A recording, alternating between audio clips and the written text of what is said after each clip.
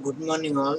So, as I was saying earlier, we're going to be looking at a small diagrammatic representation of the DNA hybridization technique or Southern blotting. So, the source of the diagram which I'm going to be using today is this one. You can make a note of this source and you can go through this paper at your own leisure. So, now moving on to the diagram.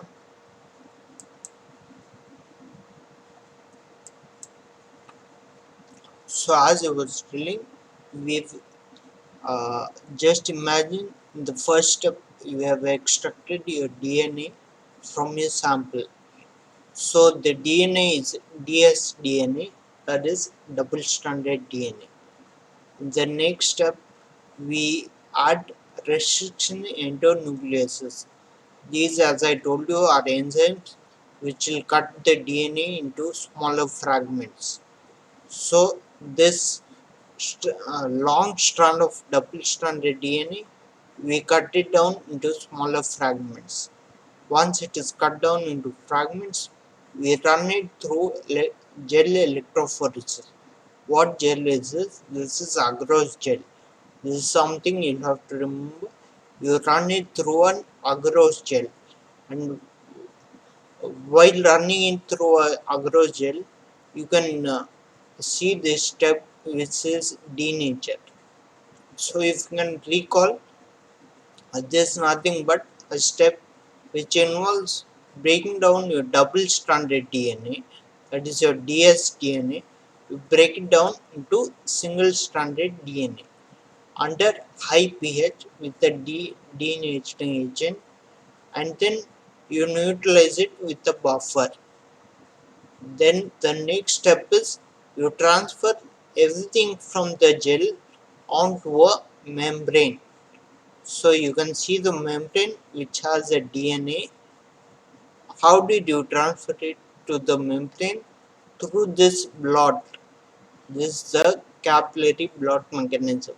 We talked about the setup which helped in blotting the DNA from the gel onto the membrane.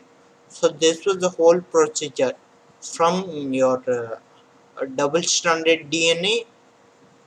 You broke it down into fragments.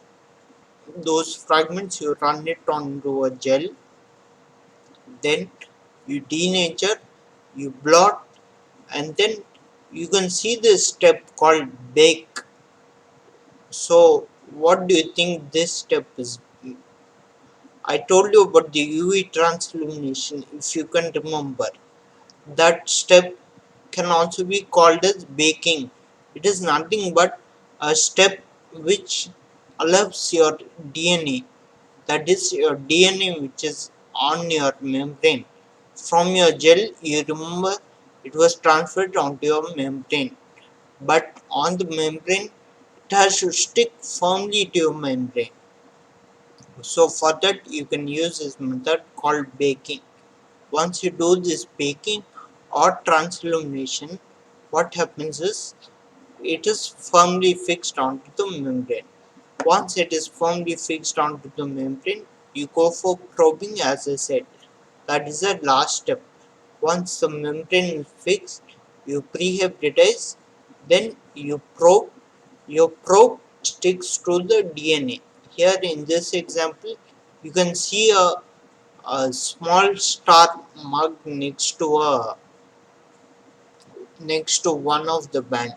It is showing that your single-stranded DNA probe. You can see it is a ssDNA probe, single-stranded DNA probe. It has bound to one of your bands in your gel.